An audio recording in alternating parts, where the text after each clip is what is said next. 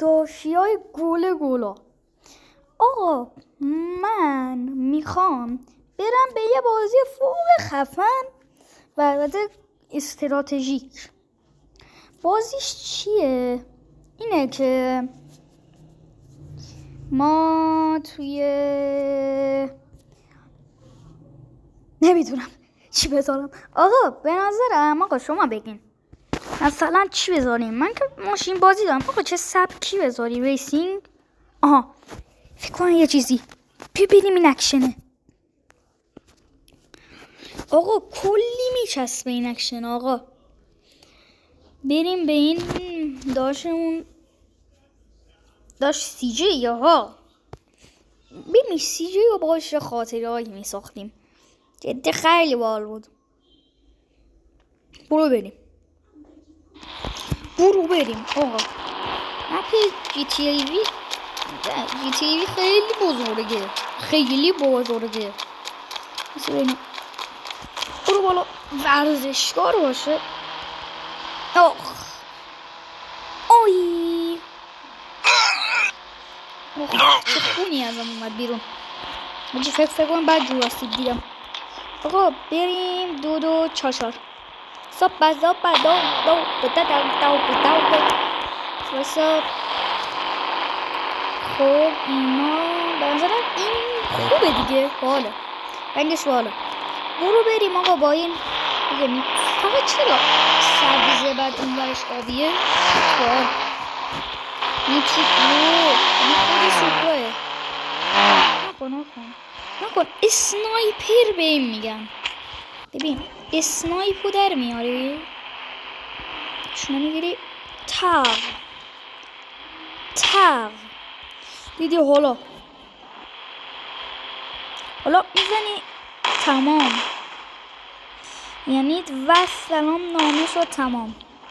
ببینم میزنیم توی سرش یه کلاش افتاد.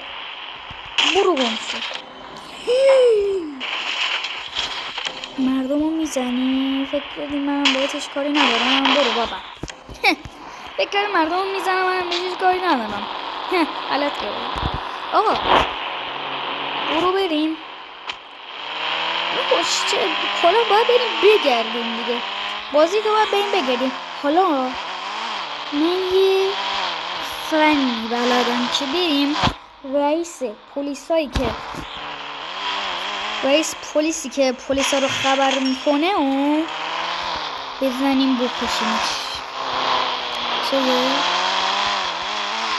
و فقط هم بابا نایزده. آقا خودتون که میدونین تیر اسنایپ خیلی قویه. رئیس پلیسش رو الان پیدا میکنم. رئیس پلیسش خیلیه. وایسه اوناش پلیس استیشن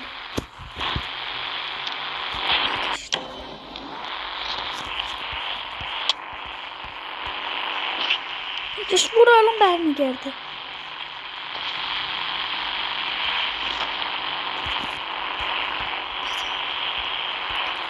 بزن که نادر به سیمی زد. گم شو دیگه بخواب دیگه میمون بنگالی. لیستشون رو کشتیم. من ببینم تو چی داره. فکر کنم تو چیزای خوبی پیداشه.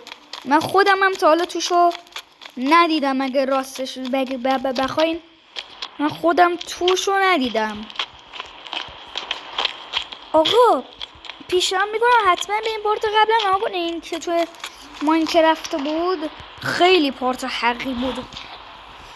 برین حتما اونو تماشا کنین. مطمئنم پشیمون نمیشین. وایسا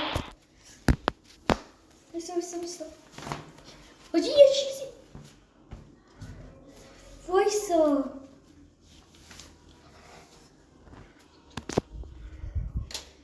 آقا من یه چیزی فهمیدم